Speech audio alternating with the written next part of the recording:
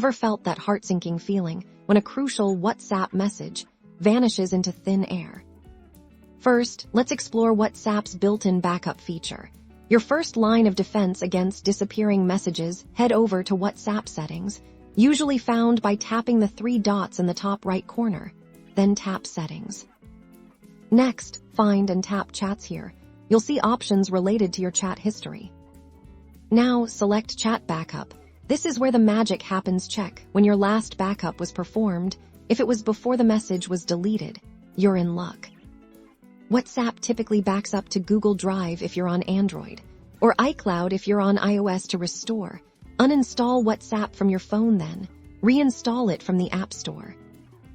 During the setup process, WhatsApp will prompt you to restore your chats from the backup. Follow the on-screen instructions to retrieve your messages. Keep in mind, this will restore your entire chat history from that backup point, not just the deleted message.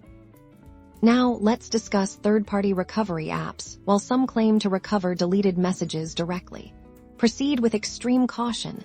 These apps often request extensive permissions and may compromise your privacy or security. Research thoroughly and understand the risks before using any third-party app.